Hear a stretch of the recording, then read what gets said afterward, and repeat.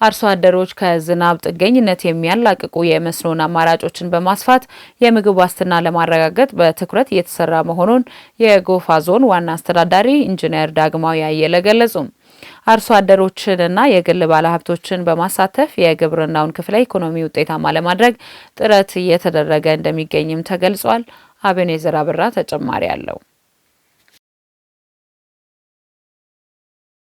የኢትዮጵያ ቀይ መስቀል አምቡላንስ ሹፌር ለ9 ዓመታት አሽከርክሬ ያለው አቶ መስኔ ማዝጌ ይባላሉ።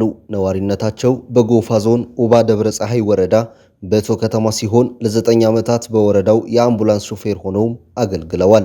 አንድ ቀን በስራ ምክንያት ወደ አርሶ አደሮች መንደር ባቀኑበት ወቅት አርሶ አደሩ የእርሻ ማሳውን በማልማት ብዙ ምርት በማምረት ተጠቃሚ መሆኑን በመመልከት በበጎ ሐሳብ መነሻና በቁጭት የመንግስትን ስራ በመልቀቅ ወደዚህ ስራ መግባታቸውን ተናግረዋል። የኡባ ደብረ ፀሐይ ወረዳ ዋና አስተዳደር መደብ ላይ ተቀጥሬ አምቡላንስ ሹፌር ነበርኩ።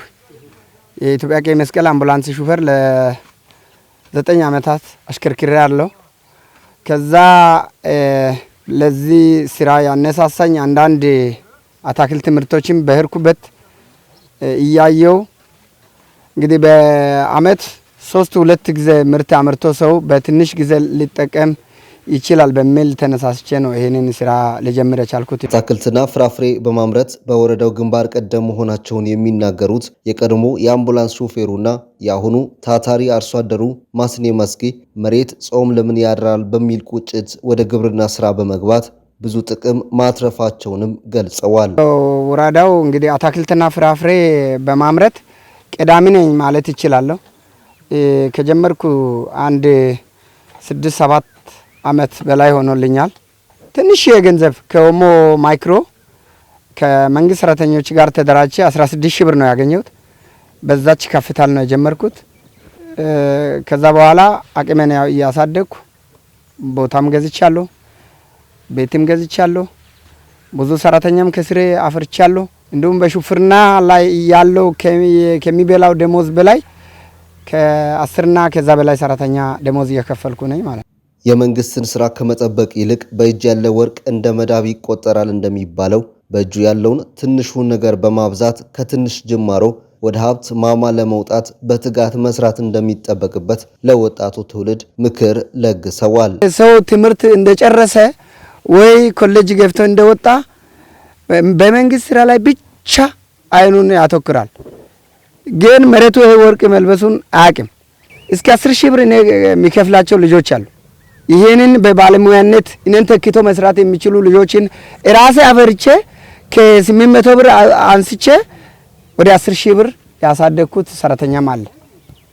እንደገና ደግሞ በ3 ወር ውስጥ እንደዚህ አንድ ማሳ ሰጥቼ አሁን ከዚህ ዛባ በሜካናይዜሽን እርሻ 6.4 ሄክታር ታርሶ አሁን ዛሬ ተከላ ላይ ነው። ቢያንስ 40 ምናምን ሰው አሁን እዛ ተከላ ላይ ነው ያለው። ለዛ አሁን የሚያስተባብረው ሰውየው በ3 ወር ውስጥ 100 ሺህ ብር ሰጣለሁ ብዬ ነው ውል ያስገባሁት። አንድ ወጣት እኔ ነኝ ያስተማርኩት። ላስተማርኩትን ልጅ ዶክተር ሆኖ የአታክልት ዶክተር ሆኖ ስለተገኘ በ3 ወር ውስጥ 100 ሺህ ብር ማለት 30 ምናምን ሺህ ብር ማለት ነው በወር።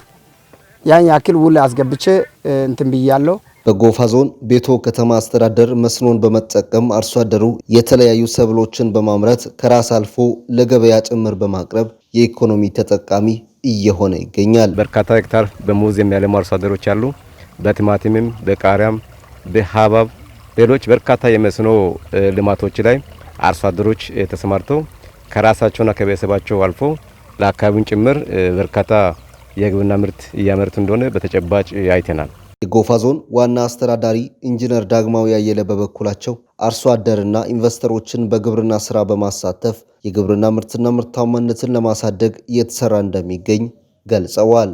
ካሽ ክሮፕ ላይ በተለይ በሰሊጥና በቦሎቄ ምርት ላይ በአርሶ አደር የሚመረተው እንዳለ ሆኖ እንዲሁ ደግሞ በተጨማሪ በኢንቨስተሮች የሚመረተው ምርት ከፍተኛ ምርት እንዲኖረው ለማድረግና የምርት ሁኔታውን ለማሻሻል ትስስር ጀምረናል። በዘንድሮ ዓመት ከትስስርም በተጨማሪ ኮንትራክት ፋርሚንግ ከኤክስፖርተሮች ጋራ ኮንትራክት ፋርሚንግ አርሶ አደሩ ያረሰው መሬት በቀጥታ ያለማው ምርት በቀጥታ ከኤክስፖርተሮች ጋር ተገናኝቶ እንዲሸጥ ለማድረግ በመሃል ያለ የደላላ ግንኙነት እንዲቆም ለማድረግ ጥረት አድርገናል። ከዚህ አንጻር ሰፊ የሆነ የምርት ጭማሪ በዘንድሮ ዓመት ተመዝግቧል። እንደ አርሶ አደር ማስኔ ማዝጌ ከራስ አልፎ በስሩ ለብዙዎች የእንጀራን በር በመክፈት ለሌሎች በመትረፍ ለመኖር አሁን ያለው ትውልድ ከስራ ጠባቂነት ወጥቶ ወደ ስራ ፈጣሪነት መሸጋገር እንደሚገባውም የጎፋ ዞን ዋና አስተዳዳሪ ኢንጂነር ዳግማዊ አየለ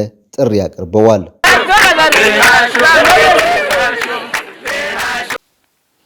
በደቡብ ኢትዮጵያ ክልል በተያዘው በጀት ዓመት ያረጀ ቡና በማንሳትና ማሳውን በማስፋት ከ17000 ሄክታር በላይ መሬት በቡና ልማት ለመሸፈን እየተሰራ መሆኑን የክልሉ ቡናና ቅመማ ቅመም ባለስልጣን ገለጸ።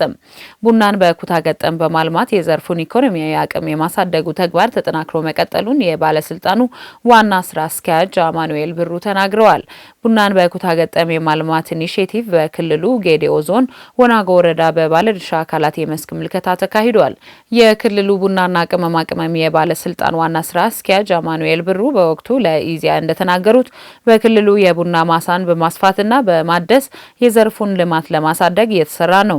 ለአብነትም ባለፈው ዓመት ከ7000 ሄክታር በላይ መሬት በቡና በማልማት የክልሉን የቡና ሽፋን ወደ 235000 ሄክታር ማሳደጉንና ከዚህም ውስጥ በኩታ ገጠም የለማ እንደሚገኝበት ገልጸዋል።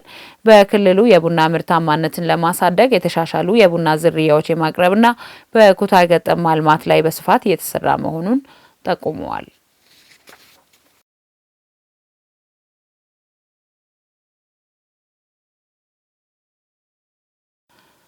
ወጣቶች የመደመር መንግስት እሳቤን እውን በማድረግ የብልጽግና ጉዞን ለማሳካት በሚደረገው ጥረት ሚናቸውን እንዲያጠናክሩ የሲዳማ ክልል ሴቶች ወጣቶችና ማህበራዊ ጉዳይ ቢሮ አሳሰበ።